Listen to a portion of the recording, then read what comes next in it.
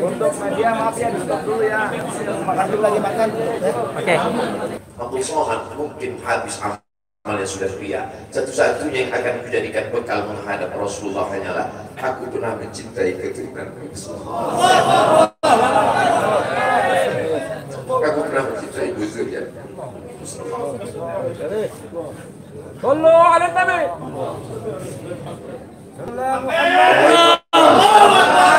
Wahai para pelaku berbuat dosa, wahai para pezina, wahai para peminum khamar yang belum bertaubat, kalau kalian belum sanggup untuk berbuat baik, kalau kalian belum mampu untuk beramal saleh, paling tidak jangan kalian cakiti zuriat Rasulullah.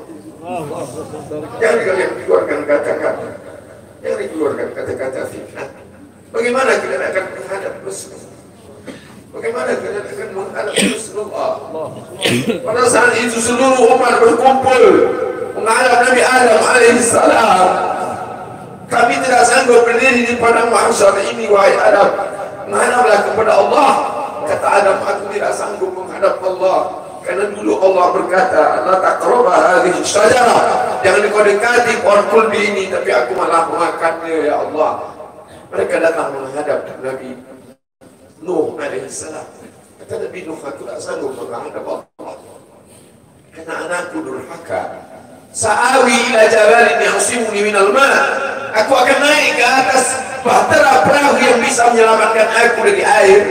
Aku tak sanggup menghadap Allah, kata Nabi Nuh alaihissalam. Mereka menghadap kepada Nabi Musa, aku tak mampu, kata Nabi Musa. Mereka menghadap kepada Nabi Isa, aku pun malu kepada Allah, karena mereka jadikan sembahan di atas muka bumi Allah. Mereka hanya mampu menghadap Sayyidina Maulana Muhammad SAW.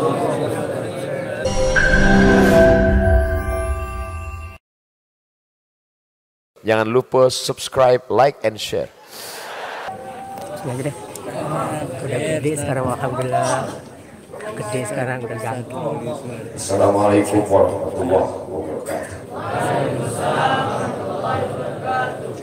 Alhamdulillah, wassalatu wassalamu ala rasulillah wa ala alihi wa sahbihi wa man da'a bi da'watihi wastanna bi sunnatihi ila yaumi liqa'i rabbih. Al-habaib al-afadil, al-ulama al-ajilla, nafa'ana Allah bi ghaziri 'ulumihim wa bi husni adabihim wa lutfihim. Ja'alana Allah wa iyyahum ma'al habibil mustafa fi jannatil Orang yang menyambut beliau, kalau dia masih ada ikatan dinas, maka beberapa hari ini kita lihat orang itu dihukum dari jabatannya.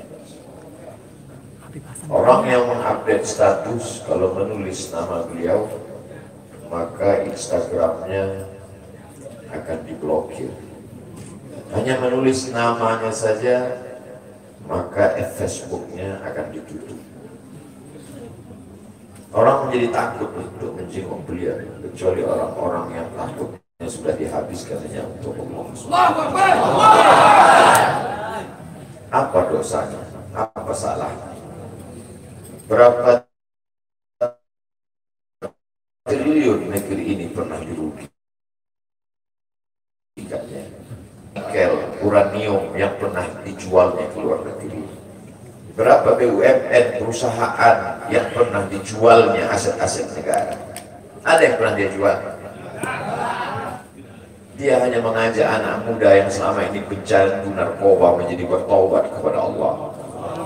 Dia hanya membangkitkan semangat anak muda yang selama ini berzina menjadi orang-orang yang takut kepada Allah. Dia hanya mengajak mereka yang memakai baju hitam, pakaian hitam, berubah menjadi pakaian putih. Mereka berusaha untuk memutihkan catatan amal baik mereka di hadapan Allah. Dia hanya menyadarkan umatnya supaya sadar bahwa politik itu penting. Angkatlah pemimpin yang adil dan aman. Dia hanya sedang mengajak umatnya supaya jangan memilih pemimpin kafir. Salahkah perbuatannya? Tidak. Dia tinggal di negara demokrasi. Dalam dunia demokrasi, siapapun berhak untuk mengajak menyuarakan kebenaran. Dia tidak melawan sultan, dia tidak melawan ulil amri, dia tidak melawan siapapun. Dia hanya melawan ketidakadilan. Hari ini saya berangkat setelah sholat subuh menuju airport, naik pesawat. Setelah naik pesawat, naik mobil.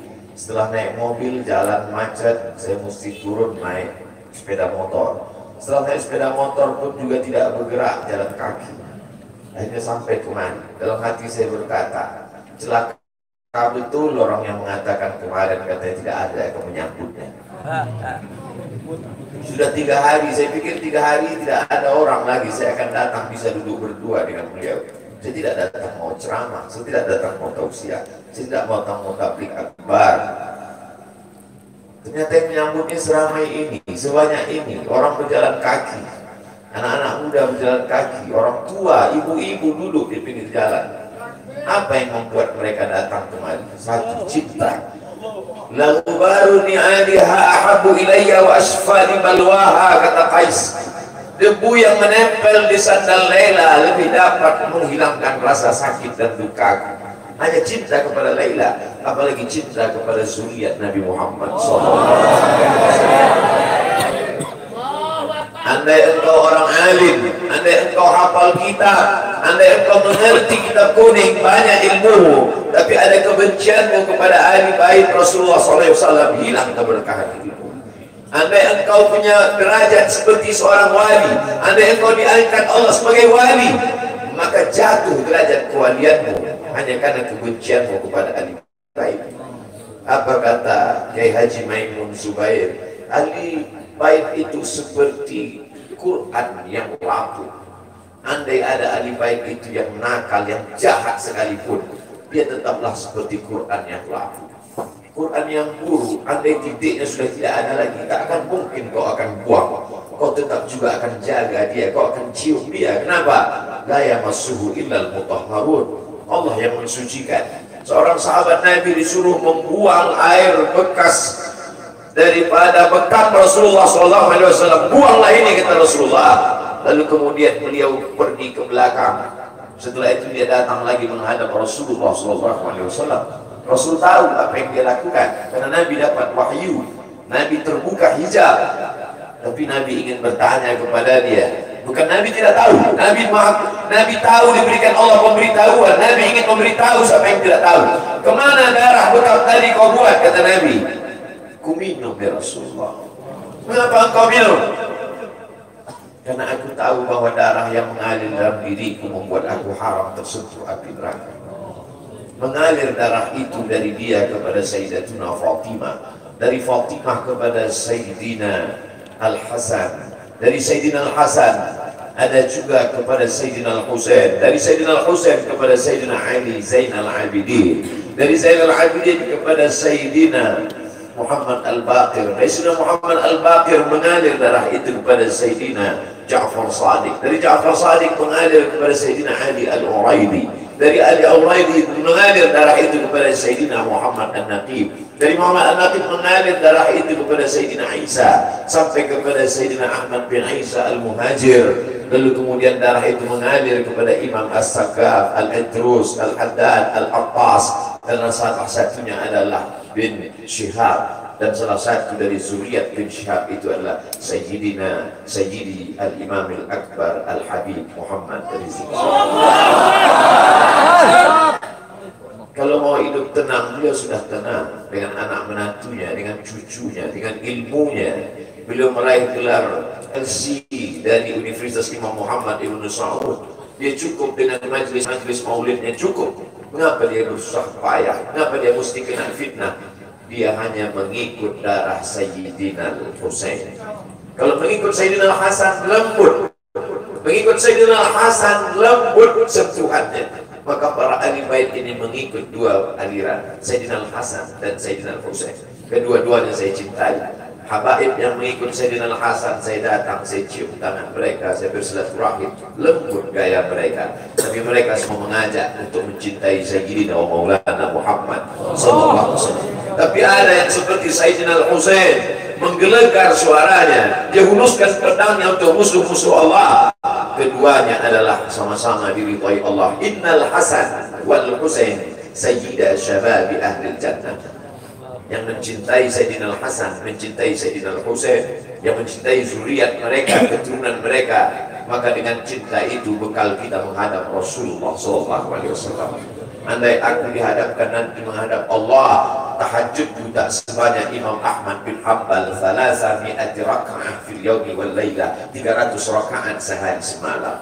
Andai aku dihadapkan kepada Rasulullah SAW, maka jihadku tidak sebanyak Sayyidina Khalid bin Walid. Setiap jengkal kulitnya, setiap tetes darahnya tak lepas daripada tebasan tombak, anak panah dan pedang.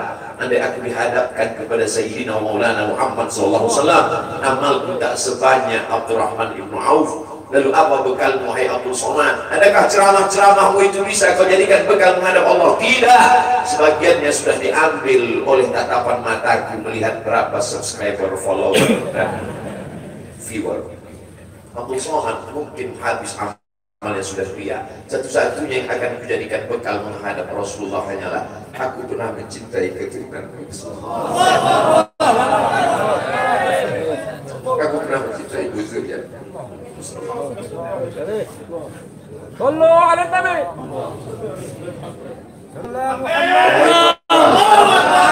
Wahai para pelaku berbuat dosa, wahai para pezina, wahai para peminum khamar yang belum bertaubat, kalau kalian belum sanggup untuk berbuat baik, kalau kalian belum mampu untuk beramal saleh, paling tidak jangan kalian cakiti zuriat Rasulullah. Jangan kalian keluarkan kata-kata, jangan dikeluarkan kata-kata fitnah. Bagaimana kalian akan menghadap Rasulullah? Bagaimana kalian akan menghadap Rasulullah? Pada saat itu seluruh umat berkumpul menghadap Nabi Adam alaihissalam. Kami tidak sanggup berdiri di padang mahsyar ini, wahai Adam. Menghadaplah kepada Allah. Kata Adam, aku tidak sanggup menghadap Allah. Karena dulu Allah berkata, la taqrabu hadhihi syajarah. Jangan kau dekati pohon kulbi ini, tapi aku malah memakannya, ya Allah. Mereka datang menghadap Nabi Nuh alaihissalam. Kata Nabi Nuh, aku tak sanggup menghadap Allah karena anakku durhaka. Sa'awi ila jabalin ya'simuni minal ma'. Aku akan naik ke atas bahtera perahu yang bisa menyelamatkan aku dari air. Aku tak sanggup menghadap Allah, kata Nabi Nuh alaihissalam. Mereka menghadap kepada Nabi Musa, aku tak mampu, kata Nabi Musa.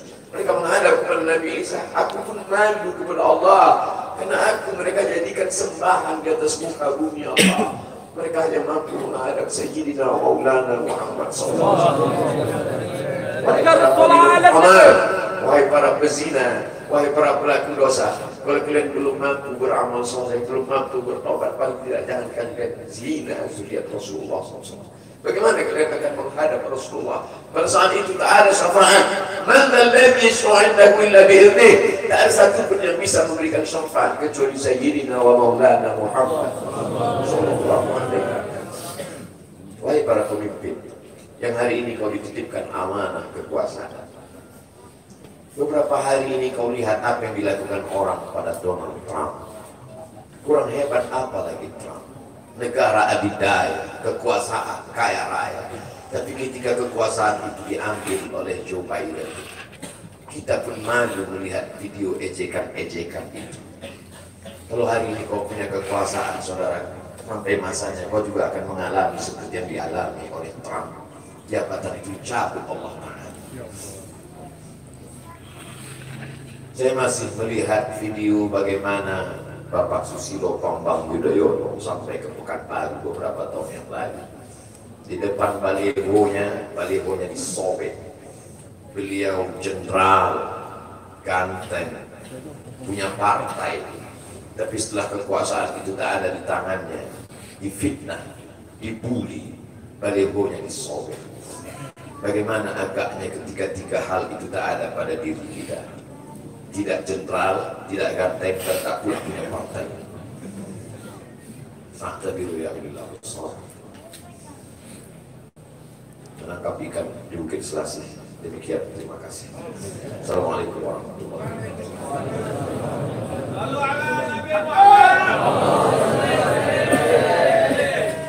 Takbir! Takbir! Mudah-mudahan hari ini menjadi saksi bahwa kita mencintai zuriyahnya Rasulullah dan menjadi saksi pembela kita di yaumil qiyamah di hadapan Allah dan Rasulnya. Maka maka kita langsung mendengar amanah dari Imam besar kita kepada beliau. Sallu ala Nabi. Assalamualaikum warahmatullahi wabarakatuh. Bismillah, walhamdulillah, wassalatu wassalamu ala rasulillah wa ala alihi wa sahbihi wa mawalah. Ucapan terima kasih dan penghargaan yang ingin saya sampaikan secara khusus kepada segenap pengurus Dewan Pimpinan Pusat Front Pembela Islam yang alhamdulillah pada kesempatan ini Ketua Majelis Syuro DPP FPI hadir bersama kita, Mukhtar wal Mukarram Kiai Haji Maulana Kamal Yusuf, orang tua kita semua. Begitu juga Ketua Umum Dewan Tanfidhi DPP FPI Al-Mukhtar wal Mukarram Kiai Haji Ahmad Sobri Lubis, dan seluruh jajaran pengurus DPP yang selama ini luar biasa. Selama keberadaan saya di kota suci Makkah, mereka terus berjuang, terus bekerja tanpa kenal lelah, dan semua urusan keorganisasian berjalan dengan sangat-sangat baik. Semoga Allah Subhanahu wa Ta'ala memberikan ganjaran yang berlipat ganda. Kemudian selanjutnya juga secara khusus dan istimewa, ucapan terima kasih, apresiasi yang tinggi saya ingin sampaikan kepada segenap keluarga besar Markas Syariat. Itu semua para pengurus Yayasan Pondok Pesantren Agrokultural Markas Syariat Mega Mendung Bogor ini, baik dewan gurunya maupun para pegawai yang lainnya, begitu juga para santri dan para wali santrinya. Nah, walaupun saya tidak ada di tanah air, tapi semua kegiatan belajar mengajar yang ada di pondok pesantren ini berjalan dengan sangat bagus, sangat baik, bahkan lebih baik pada saat saya berada di sini. Jadi artinya terus setiap bulan ada kemajuan, ada peningkatan dari semua sisi, baik itu dari segi kurikulumnya, kemudian dari segi kegiatannya, dari segi kedisiplinan ketertibannya. Jazakumullahu khairal jaza. Mudah-mudahan Allah memberikan balasan yang berlipat ganda. Dan secara istimewa penghargaan ini saya sampaikan kepada putri-putri dan putra-putra saya tercinta. Putri-putri saya yang terus bekerja keras bersama suami-suami mereka untuk menjaga pondok pesantren ini, mengelola pondok pesantren ini. Baik putri saya yang pertama Syarifah Rufaidah bin Syihab, saudara bersama suaminya Habib Alwi bin Smith. Begitu juga Syarifah Humairah Syihab bersama suaminya Habib Muhammad bin Hussein Al-Attas, dan juga Syarifah Zulfa Syihab bersama suaminya yaitu Al-Habib Muhammad Hanif bin Abdurrahman Al-Attas. Dan insya Allah satu lagi putri saya baru pulang dari Jamiatul Ahqaf, baru lulus, dan insya Allah besok akan kami nikahkan, yaitu dengan Sayyid Irfan Al-Idrus. Dan mudah-mudahan juga ke depan punya putri ini dengan calon suaminya nanti juga bisa berkhidmah di Markas Syariat, bagaimana terus meningkatkan mutu kualitas daripada pondok pesantren ini, insya Allah. Maka itu doakan agar anak-anak saya, putri-putri saya maupun para menantu dan semua cucu yang ada, semoga senantiasa dalam penjagaan dan perlindungan Allah Subhanahu wa Ta'ala. Selanjutnya, ini yang paling istimewa untuk saya sampaikan. Saya ingin menyampaikan terima kasih, apresiasi yang tinggi kepada para habaib, para ulama, para kiai yang saya tahu betul, walaupun saya ada di kota suci Makkah, tapi mereka tidak pernah putus terus mendoakan saya di masjid-masjid, di majelis-majelis taklim, di pondok-pondok pesantren. Saking banyaknya tidak mungkin saya sebutkan satu per satu. Jadi luar biasa. Bahkan saudara kalau tanpa doa-doa tersebut mungkin saya sudah tumbang dalam perjuangan. Kalau tanpa doa-doa tersebut mungkin saya sudah sampai titik jenuh atau mungkin putus asa dalam perjuangan saudara, karena begitu dahsyat dan hebatnya segala tantangan yang kita hadapi. Tapi berkat doa para ulama, para habaib, para santri di masjid, di pondok pesantren, di mana-mana saya sampai itu semua beritanya saudara. Doa-doa tersebut membangkitkan semangat. Doa-doa tersebut menghidupkan kembali semangat yang mulai padam saudara. Doa-doa tersebut memberikan semangat baru. Doa-doa tersebut menjadi motivasi sehingga kita tidak terjerumus dalam keputusasaan atau kejenuhan di dalam perjuangan, sehingga kita tetap bisa tegar menghadapi segala tantangan. Nah, untuk itu sekali lagi saya sampaikan terima kasih kepada para habaib, para alim ulama, para kiai, para guru-guru ngaji ikhwan di berbagai tempat yang terus-menerus telah mendoakan. Insya Allah Allah akan memberikan ganjaran yang berlipat ganda. Dan hari ini juga saudara, termasuk pada saat saya pertama tiba, kami nggak pernah sangka kalau tiba disambut oleh umat sedemikian rupa. Saya nggak pernah sangka. Paling-paling kita pikir yang akan menyambut kawan-kawan dari DPP FPI, kemudian para guru dan santri dari Markas Syariat atau kawan-kawan dekat ya ikhwan. Kami tidak pernah menyangka keluar dari pesawat di pintu pesawat. Itu penjemputan sudah luar biasa. Bukan di luar bandara, di pintu pesawat. Itu jalan sudah susah ya ikhwan. Jadi semua pegawai-pegawai di bandara sana, baik imigrasinya, juananya, saudara angkasa puranya, security-nya, maintenance-nya, saudara teknisinya, saudara para pilotnya, pramugaranya, pramugarinya, semua saudara rame-rame menyambut kedatangan kita dan mengantar ke pintu gerbang. Jadi ini semua adalah minhah ilahiyah. Nah, tapi begitu sampai di pintu gerbang, lautan manusia luar biasa, dan ini tidak mungkin terjadi saudara begitu saja. Ya, ini karunia Allah, ini anugerah Allah, tapi ini semua terjadi tidak begitu saja. Ini terjadi karena adanya motivasi, adanya dorongan, adanya konsolidasi, adanya koordinasi, adanya persatuan dan kesatuan antar pondok-pondok pesantren, masjid-masjid, musola-musola, ormas-ormas Islam, termasuk majelis-majelis taklim saudara. Anda bisa saksikan dengan mata Anda sendiri saat ini, hari ini sebelum Jumat tadi, saya sampai di Gadok jam 8:30 saudara. Sampai di sini pas azan Jumat. Kok bisa begitu lama? Itu umat semua turun ke jalan. Loh kok bisa begitu banyak yang turun? Karena hampir semua majelis-majelis taklim saudara yang dipimpin oleh para kiai, para idolan, para habaib saudara, semua mengerahkan santri dan jamaahnya ke jalan saudara. Sallu ala nabi. Sekarang saya sangat terharu saudara, dan semoga persatuan ini bisa kita jaga. Persatuan ini terus bisa kita tingkatkan saudara. Karena persatuan semacam itulah yang menjadi penyebab turunnya keberkahan. Nabi mengatakan alaikum bil jamaah fa inna yadallahi ma'al jamaah. Wajib atas kamu berjamaah, bersatu. Kenapa? Fa inna yadallahi ma'al jamaah. Karena sesungguhnya tangan Allah, pertolongan Allah, keberkahan dari Allah itu ada bersama jamaah saudara. Jadi pertolongan Allah itu ada pada kebersamaan. Pertolongan Allah itu ada pada persatuan saudara. Sekuat apapun kita, sekaya apapun kita, sehebat apapun kita, sebanyak apapun jumlah kita, tanpa pertolongan Allah kita lemah, nggak ada artinya ya.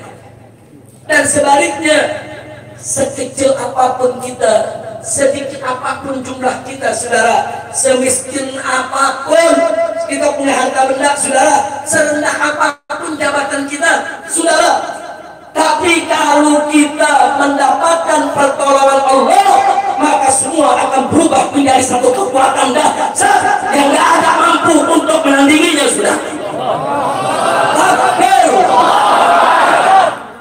Artinya kuncinya di mana? Kuncinya di pertolongan Allah. Kalau ada pertolongan Allah, lo seperti yang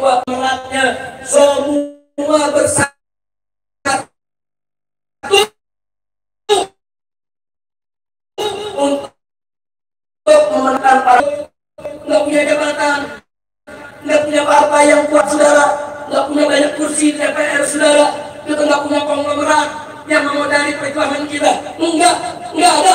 Yang kita punya apa saudara? Yang kita punya anugerah Allah. Setelah kita mulai luntur saudara. Maka itu kepulangan saya ini, saudara, saya ingin mengajak kembali para habaib, para ulama, para kiai semua, yuk kita rajut kembali ukhuwah kita, persatuan kita, supaya apa? Supaya dapat keberkahan dari Allah, dapat tolongan Allah. Satu, ada majelis semua diberkahi oleh Allah.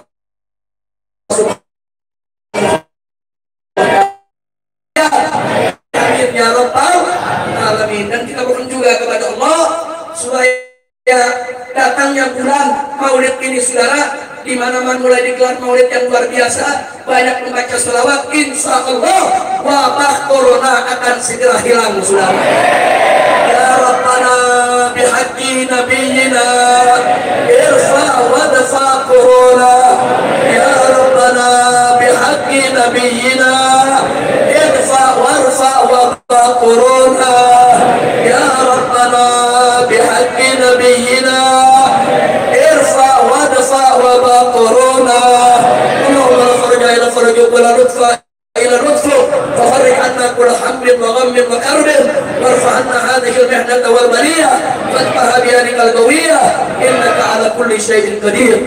Amin ya rabbal alamin. Selanjutnya saudara, tidak ketinggalan saya sampaikan terima kasih kepada seluruh pengurus FPI di berbagai daerah yang alhamdulillah walaupun saya tidak ada di tanah air, tapi mereka semua punya totalitas kepatuhan berorganisasi yang luar biasa kepada Dewan Pimpinan Pusat.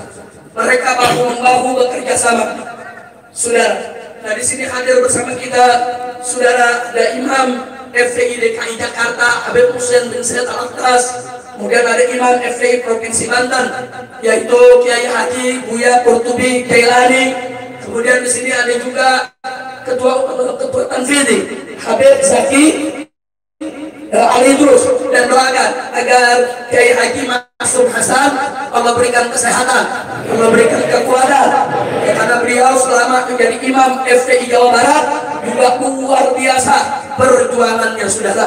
Dan satu lagi doakan juga untuk orang tua kami yang selama 3,5 tahun saya ada di Mekah, saudara, banyak sekali membantu perjuangan, yaitu Kiai Haji Muhammad Husni Tamrin, pimpinan Pondok Pesantren Al-Ihya atau SD Sekolah Insan Kamil yang ada di Bogor ini saudara.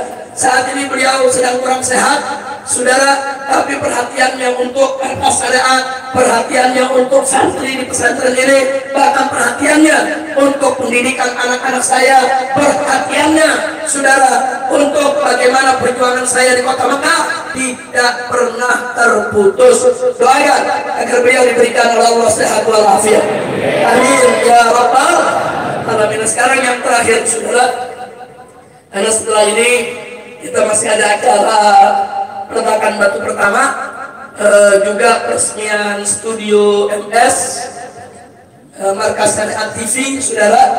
Kita akan meresmikan Markas Syariat TV, kemudian juga akan meletakkan batu pertama insya Allah. Nah, sebelum itu kita laksanakan, kalau nggak salah masih ada palang pintu ya, masih ada di sini ada Ustadz Abu Faris dan kawan-kawan bersama Ustadz Zulkifli. Zulkifli ini yang dikenal Ustadz hari kiamat akhir zaman. Nah, beliau dari tadi sudah ada di sini. Jadi perlu Anda tahu, Ustadz Zulkifli ini itu miara kuda di Mekah. Beli kuda, bayar orang untuk miara. Yang pakai tiap minggu saya. Nah, karena beliau nggak ke Mekah, saya yang pakai. Saya putri saya latihan kuda, belajar kuda, dan kebetulan guru kita dari Riau hadir juga pada saat itu, yaitu Ustadz Abu Faris. Nah, beliau membawa kawan-kawannya, nanti akan atraksi depan kita saudara, bagaimana cara menunggang kuda, lepas tangan, dan sambil memanah di atas kuda saudara. Karena namanya berkuda memanah itu merupakan keterampilan yang dianjurkan oleh Nabi Muhammad SAW untuk kita mempelajarinya. Ke depan kita berharap nanti di pondok pesantren MS ini saudara akan ada pelajaran tentang berkuda, memanah dan memanah di atas kuda. Sallu ala Nabi. Nah itu yang baiklah. Apa yang saya sampaikan tadi yang terakhir ingin saya sampaikan ini penting sekali. Pesantren ini beberapa tahun terakhir mau diganggu. Mau diganggu saudara. Jadi ada yang mau ganggu, mau usir di pesantren, mau usir di pesantren, mau tutup di pesantren, dan menyebar fitnah. Katanya pesantren ini nyerobot tanah negara. Nah ini perlu saya luruskan. Jadi supaya semua mumpung lagi kumpul ini semuanya, supaya tahu saudara. Tanah ini saudara, sertifikat HGU-nya ya atas nama PTPN, salah satu BUMN. Betul, itu tidak boleh kita pungkiri saudara.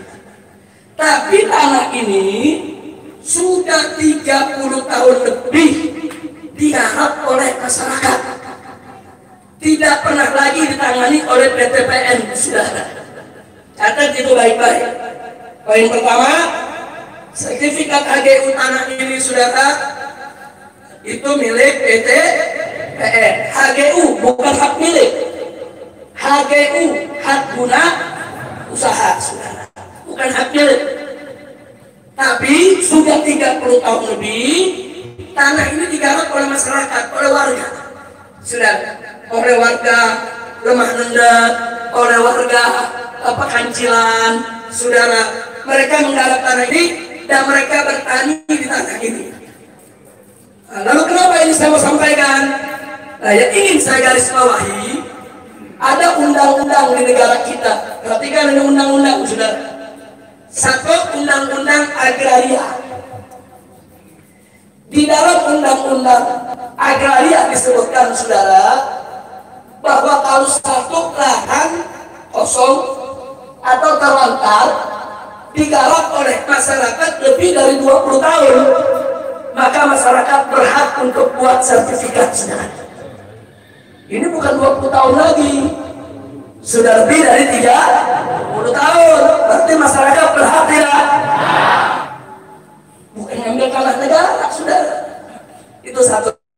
Yang kedua, undang-undang tentang HGU, tentang hak guna usaha. Di situ disebutkan, saudara, sertifikat hak guna usaha tidak bisa diperpanjang atau akan dibatalkan jika satu, lahan itu ditelantarkan oleh pemilik HGU. Lahan itu ditelantarkan oleh pemilik HGU, atau si pemilik HGU tidak menguasai secara fisik lahan tersebut. Itu undang-undang saudara. Nah, tanah ini HGU-nya milik PTPN, betul. Tapi 30 tahun PTPN tidak pernah menguasai secara fisik saudara. Catat itu. Dan secara 30 tahun tanah ini ditelantarkan oleh PTPN. PTPN nggak pernah berkebun lagi di sini sudah. Berarti HGU-nya seharusnya batal. Lalu kalau sudah batal untuk siapa?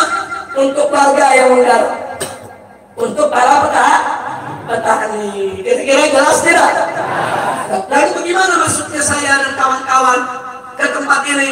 Kami bayar kepada petani, bukan ngerampas saudara.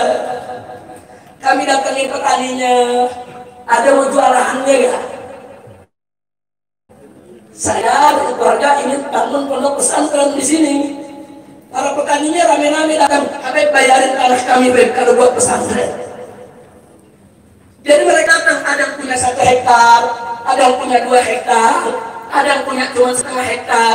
Datanglah mereka membawa surat ditandatangani oleh lurah saudara. Ada tanda tangan RT dan RW.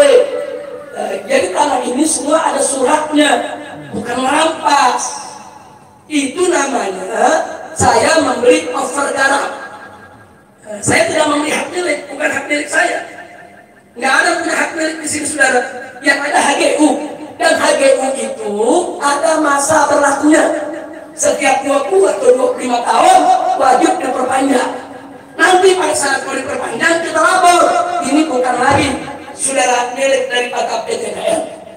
Nah ini yang perlu saya sampaikan. Jadi yang dipikir petani rakyat di bawah nggak ngerti undang-undang. Seenaknya merampas tanah, seenaknya menyebar fitnah. Tunggu dulu, saudara. Jadi ini kami beli. Jadi semua surat jual belinya saudara, pergarapnya saya kumpulkan. Semua petani-petani tersebut saya minta KTP-nya, saya foto waktu terima duitnya saudara. Hanya sampai di situ. Bahkan surat setelah beli saya lapor ke camat. Habis lapor ke camat, saya lapor ke bupati. Waktu itu masih Pak Rahmat Yasin menjadi bupatinya saudara. Setelah bupati, saya lapor ke gubernur, saudara. Gubernur bikin rekomendasi saudara. Nah, jadi sekali lagi ini tanah ya HGU memang milik PCPN, tapi rakyat tidak merampas, tidak. Mereka sebagai penggarap. Kira-kira jelas tidak? Jelas tidak? Saya bertanya, penggarap itu perampas bukan? Penggarap itu perampok bukan? Nah ini yang perlu saya sampaikan. Nah sekarang yang bagian paling penting lagi, saudara, apa yang ingin saya sampaikan? Ini saya beli, saudara, dengan uang saya, uang keluarga saya, uang kawan-kawan saya, uang kerabat saya, uang sahabat-sahabat saya, bahkan ada uang titipan umat, dan semua, mau yang dari saya kan, mau yang dari umat kan, semua ini wakaf untuk umat saudara. Jadi ini ada tanah pribadi di sini saudara. Kami saat ini mentarget ada 100 hektar tanah. Di sini insya Allah akan menjadi markas syariat. 80 hektar saudara itu sudah dikuasai oleh markas syariat. Nah, saya katakan sekali lagi, tidak sejengkal tanah pun untuk saya atau putri saya atau cucu saya atau menantu saya, saudara, atau keluarga saya. Enggak, ini untuk umat. Jadi kalau pun di sini ada rumah yang saya tempati, saudara, kalau saya sudah tidak mengajar di sini, kalau saya nggak mau lagi urus MS, ya saya mesti keluar. Nggak boleh saya tinggal di sini, saudara. Karena ini wakaf untuk umat. Bukan itu saja. Ini kitab-kitab saya beli.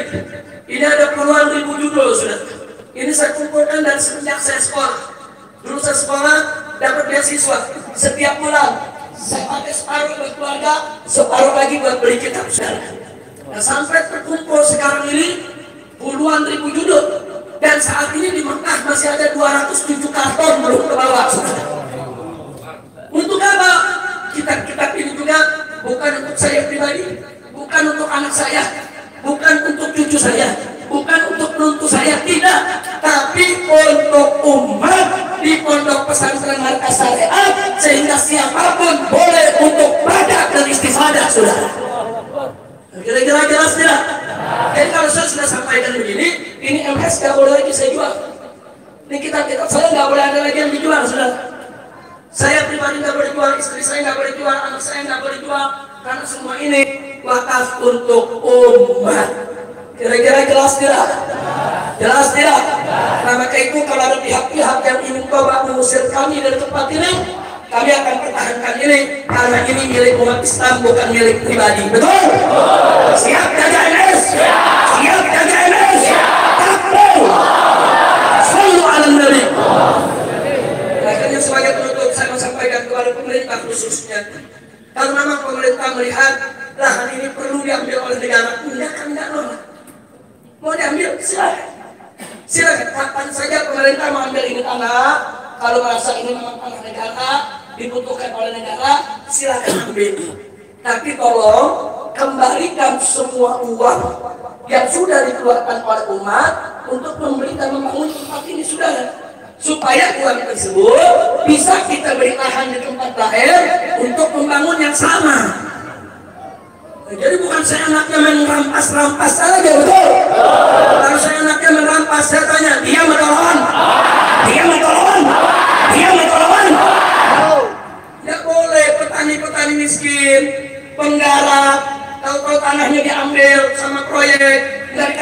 rugi. Belum. Nggak boleh, saudara. Silakan ambil tanah rakyat. Silakan gunakan tanah rakyat untuk negara. Silakan. Tapi rakyat wajib untuk diberikan ganti ruginya. Betul? Betul? Maka itu saya mengajak rakyat, jangan lihat kalau tanah Anda tuh dirampas oleh pengusaha. Tanah Anda dipaksa diambil saudara oleh proyek tanpa ganti rugi. Jangan diam. Lawan. Begitu kami tidak akan pernah diam. Kalau ada coba-coba mengganggu markas syariat, kira-kira jelas tidak? Jelas tidak? Jadi saya jangan melawan negara. Negara mengambil silakan. Ambil lahan dengan perkebunannya, dengan semua gedung-gedung bangunannya, silakan ambil. Tapi ganti duduk, kita hitung-hitungan. Kita hitung-hitungan, di batu harganya berapa, semen berapa, beli over garapnya berapa. Nah, kan kita beli bukan pakai daun, pakai duit. Saya mau tanya, ini tanah dibeli pakai daun atau pakai duit? Bukan pakai rumput, pakai. Nah, karena itu saudara, ini yang perlu saya sampaikan. Kenapa yang saya sampaikan? Ada 3 kejadian saya mau sampaikan. Satu, tahun 2017, PTPN didatangi oleh oknum-oknum yang mengaku dari Polda, saudara. Mereka meminta supaya PTPN itu membuat laporan seolah-olah kami di sini merampas tanah, saudara. Tapi alhamdulillah pihak PTPN tidak mau. Ya, PTPN sendiri yang bicara dengan kami. Mereka katakan Habib Rizik dan MS-nya itu datang, itu melapor, bukan merampas. Dan mereka menebus dari masyarakat. MS itu tidak merambah. Dan mereka itu sebagai penjara. Kami sangat menghormati penjara. Gagal. Pada cara kedua, beberapa warga di Pekancilan, saudara, dipaksa untuk bikin laporan atau dari saksi, seolah-olah saya ini merampas tanah mereka. Saya dapat laporan ini langsung kok dari lurahnya saat itu, saudara. Begitu juga dari warganya. Tapi ada menarik, begitu warga dikumpulkan dibawa ke polisi, saudara, yang melapor, polisi gunakan salah satu biong tanah, mafia tanah, digunakan oleh polisi untuk membuat laporan. Lalu apa yang terjadi? Masyarakat begitu diperiksa polisi, apa masyarakat bilang? Bapak polisi salah, bukan Habib Rizik yang menipu kami, itu biong tanah yang menipu kami. Yang melapor itu yang merampas tanah kami, bukan Habib Rizik. Jujur masyarakat Pekancilan, saudara. Ini warga di sini, Masya Allah, saudara. Jujur mereka sampaikan Habib Rizik yang merampas tanah kami, beli overgarapnya. Bahkan kami diizinkan oleh Habib Rizik kalau mau menggarap lagi, mau tanam bertani, silakan. Yang penting bikin perjanjian dengan NS. Gagal lagi, saudara. Jadi mereka melaporkan saya, kayaknya sekarang yang ketiga, mencem lagi sebelum saya pulang. Pokoknya begitu Habib Rizik pulang, ini soal NS nih mau dilaporin lagi. Pokoknya ini dianggap merampas tanah negara. Saya katakan di sini, negara, saudara, siapapun oknumnya, tidak usah bikin masalah, tidak usah bikin kegaduhan. Saya pulang bukan untuk bikin gaduh. Saya pulang, saudara, bukan untuk bikin gaduh. Pesantren ini dibangun bukan untuk bikin gaduh. Pesantren ini untuk mendidik umat. Jadi kalau memang negara membutuhkan tanah ini, sekali lagi saya ulangi, silakan ambil kapan saja. 24 jam saya serahkan ini lahan kepada negara, saya serahkan semua bangunan yang ada di negara. Tapi kita berhitung dulu, itu harus ada ganti rugi, saudara. Karena ganti rugi tersebut akan kita bangun pesantren di tempat lain. Betul? Betul? Tapi kalau mengusir, saya tanya, dia atau lawan? Dia atau lawan? Siap bela markas syariat? Siap bela markas syariat? Takbir! Sallu ala Nabi. Terus saya mau tanya masyarakat sini, mau saya pindah dari sini apa enggak? Pindah jangan? Yang benar? Setuju pesantren di sini? Betul? Takbir! Jadi pada tahun 2017, warga Malendet sama warga Pekancilan ini tetangga pesantren, datang intelijen masuk, warga disuruh tanda tangan. Kami menolak keberadaan markas syariat di kampung kami. luar biasa. Saya telepon lurah, Habib gawat ini Beb, harus lebaran, keluarga harus suruh tanda tangan semua. Sekalian baru coba kirim suratnya modal bagaimana? Judulnya menolak keberadaan NS. Warga menolak keberadaan NS. Begitu diputar di keliling warga, nggak ada yang mau tanda tangan sudah. Alhamdulillah. Nggak ada yang mau tanda tangan. Saya ambil suratnya. Saya bawa judulnya. Tadi kan judulnya menolak, saya ganti mendukung. Warga mendukung pondok pesantren. Kita sebar di warga, semua tanda tangan sudah. Alhamdulillah. Berarti warga mereka mendung cinta pesan, cinta haba, cinta ulah, takbir. Bagus tidak? Jadi nggak usah khawatir. Pokoknya kalau ada kedoliman kita lawan bersama. Siap? Takbir. Itu saja bisa saya sampaikan. Saya akan serahkan kembali karena mukanya kelihatannya udah pada biru belum makan.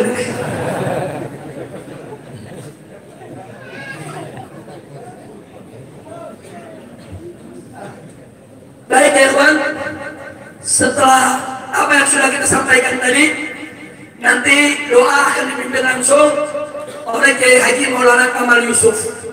Nah tapi ingat, tadi kita ada 3 sambutan. Yang pertama disampaikan oleh Kiai Haji Ahmad Sobri Lubis.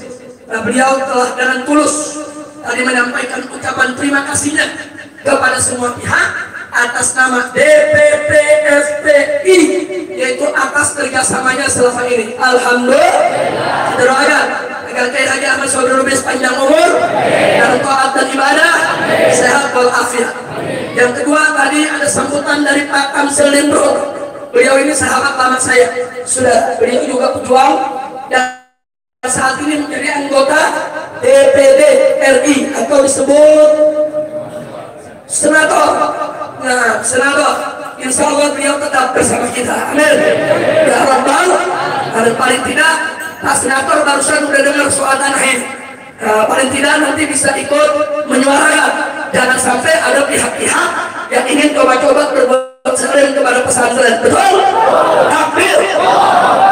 Itulah sebabnya begitu saya dengar ada mau ganggu pesantren, saya langsung kasih tahu pengurus. Yaudah kalau begitu nggak usah ditunda, kita bangun lagi sekalian masjid raya ya. Sekalian aja kita bangun masjid raya ya, betul? Betul? Kita mau lihat yang berani rubuhin masjid raya, saudara. Setuju tidak? Setuju tidak? Karena itu terima kasih kepada Pak Kamsil Lindro, kita doakan agar beliau panjang umur, dalam sehat walafiat, dan taat dan ibadah. Dan yang paling istimewa tadi, sambutan dari dai kita, dari guru kita semua, yaitu Dr. Kiai Haji Abdus Somad MALC Hafizahullah Ta'ala Barakah. Saudara, beliau tadi dengan telah sangat gamblang, kita semua terharu saudara. Beliau kemukakan kepada kita bagaimana cintanya kepada Rasulullah, bagaimana cintanya kepada Ahlul Bait, bagaimana cintanya kepada para habaib. Dan semoga saudara cinta beliau kepada Ahlul Bait Nabi menjadi penyebab beliau akan mendapat syafaat uzma dari Nabi, surga bersama Nabi. Amin ya Rabbal alamin. Nah kemudian para tamu lain, saya minta maaf kalau ada yang belum sempat disebut namanya. Di sini masih banyak tamu-tamu. Ada Kiai Oyo dari Kuningan, ada Kiai Abah Rodul Bahar saudara, ada Kiai Haji Khattab, dan di sini ada Gus Aam. Gus Aam ini saudara sekjen kalau tidak salah, sekjen daripada Hitoh NU 1926 yang akan berjuang untuk bagaimana menyelamatkan Nahdlatul Ulama dan membersihkan Nahdlatul Ulama dari pengaruh-pengaruh pemikiran liberal dan pemikiran sesat lainnya. Setuju tidak? Dukung tidak? Silakan berdiri Pak Kiai biar semua kena. Bos Aam, beliau ini saudara cucu dari cucu atau anak? Cucu dari Kiai Haji Wahab Asbullah, pendiri NU, pendiri Nahdlatul Ulama. Sallu ala Nabi. Jadi teruskan perjuangannya Pak Kiai, kita semua mendukung karena NU milik kita semua. NU adalah benteng daripada Ahlus Sunnah wal Jamaah. Jadi nggak boleh kalau NU kita biarkan saja dirusak oleh orang-orang yang tidak bertanggung jawab. Kalau ada rumah besar, ada tikusnya, jangan rumah dibakar. Tikusnya kita usir, rumahnya kita bersihin. Betul? Betul? NU itu rumah besar aswaja, saudara. Sekarang ada tikus-tikus liberal. Ada tikus-tikus liberal. Saya mau tanya, kalau begitu NU-nya yang dibubarin atau tikusnya diusir? Siap, usir tikus? Siap, usir tikus? Kita serahkan tugas penting ini kepada Gus Am dan keluarga. Insya tapi kita dulu, kita tidak akan tinggalkan antum, insya Allah. Nah itu saja. Terima kasih kepada semua. Saya serahkan kembali kepada Habib Muhammad bin Hussein selaku panitia penyambutan kedatangan dari Sallallahu Alaihi Wasallam.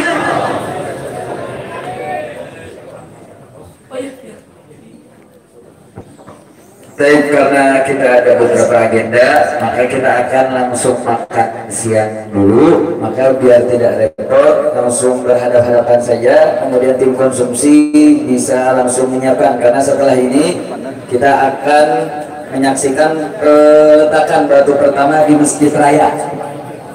Nanti tim palang pintu untuk bersiap-siap menyambut, yaitu dalam peletakan batu. Setelah itu baru kita akan melihat aksi daripada pameran panah dan ditutup dengan peresmian MSTV, insya Allah.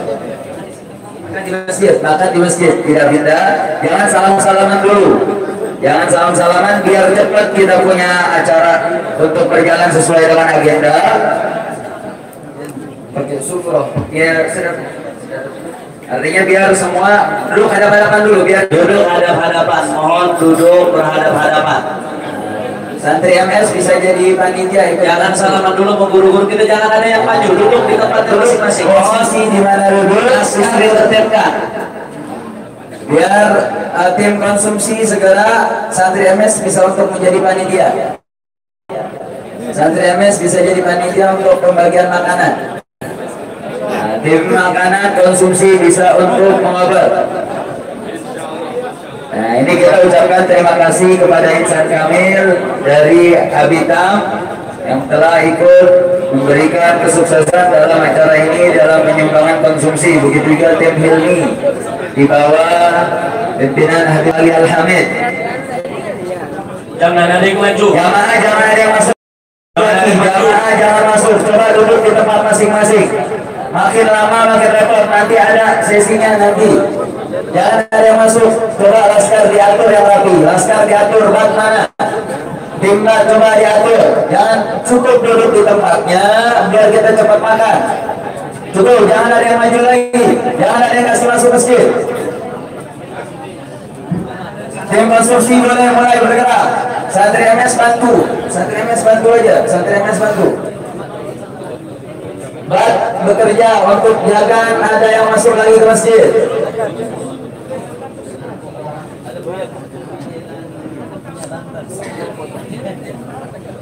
Nah, sambil kita menunggu, kita minta keberkahan dari Kiai Maulana Kamal Yusuf untuk membaca doa sebagai penutup dalam acara sesi pertama ini. Kepada beliau kami persilakan. Bismillahirrahmanirrahim. Alhamdulillahi Rabbil Alamin. Hamdan yuafi ni'amahu wa yukafi mazidah. Ya Rabbana lakal hamdu kama yanbaghi li jalalika al-karim 'azim as-sultan. Amin. Allahumma salli wa sallim wa barik ala sayyidina Muhammad wa ala alihi wa sahbihi ajma'in. Madada khalqik wa rida nafsik wa zinata 'arshik wa midada kalimatik. اللهم اقسم لنا من خشيتك ما تحول به بيننا وبين معصيتك ومن طاعتك ما تبلغنا بها جنتك ومن اليقين ما تهون به علينا مصائب الدنيا ومتعنا بأسمائنا وأبصارنا وقوتنا ما أحييتنا واجعله الوارث منا واجعل ثأرنا على من ظلمنا وانصرنا على من عادانا ولا تجعل مصيبتنا في ديننا ولا تجعل الدنيا أكبر همنا مبلغ علمنا ولا تسلط علينا بذنوبنا من لا يخافك ولا يرحمنا اللهم منزل الكتاب مدري السحاب هازم الأحزاب اهزم الكفار والمنافقين والمشركين والشيوعيين وانصرنا عليهم برحمتك يا أرحم الراحمين. ربنا آتنا في الدنيا حسنة وفي الآخرة حسنة وقنا عذاب النار. ربنا تقبل منا إنك أنت السميع العليم وتب علينا إنك أنت التواب الرحيم. رب اغفر وارحم وأنت خير الراحمين يا أرحم الراحمين يا أرحم الراحمين يا أرحم الراحمين. وصلى الله على سيدنا محمد وعلى آله وصحبه وسلم والحمد لله رب العالمين.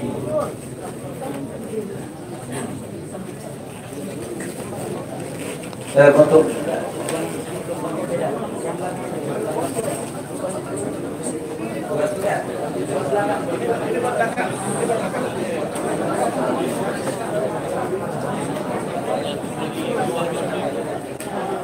baik, tolong kelas kanan dibantu kelas kanan untuk ditahan. Jangan lagi ada yang masuk.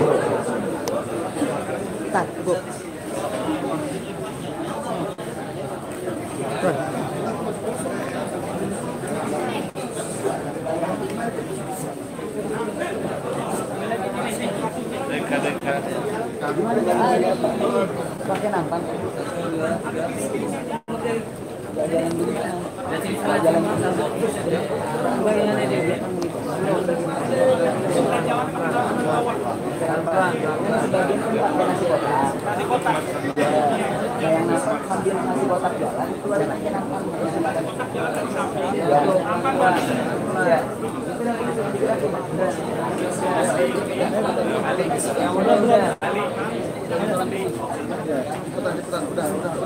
Sudah ya.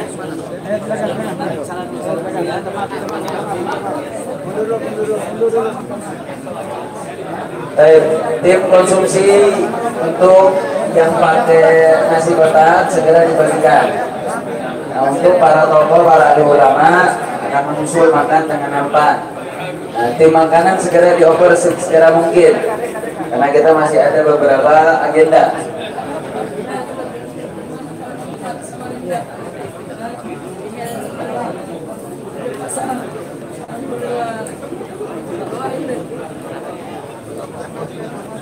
Tim MS segera bantu untuk bagikan. Santri MS bantu untuk bagikan biar cepat. Dan jamaah yang di luar tidak usah masuk dulu, bisa dapat konsumsi di luar.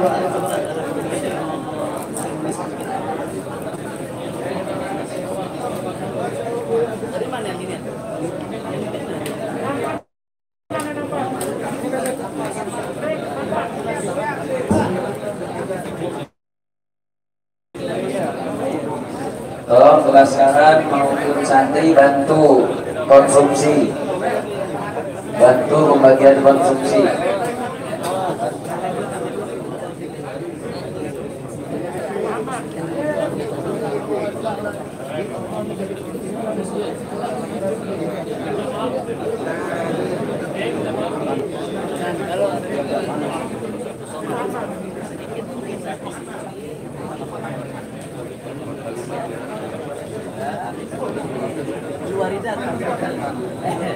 Kalau Front TV Indonesia Islam Channel.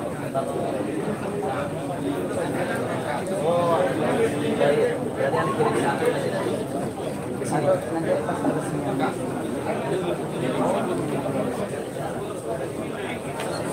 iya.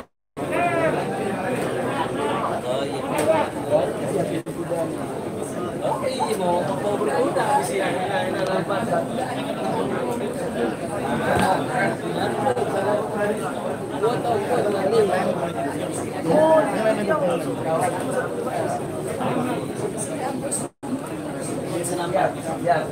Kali-kali ya nampak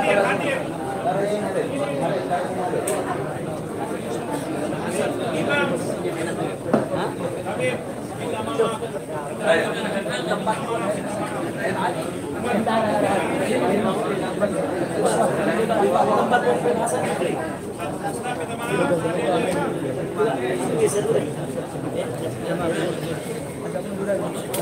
Untuk media maaf ya, di stop dulu ya. Makan dulu lagi makan. Oke.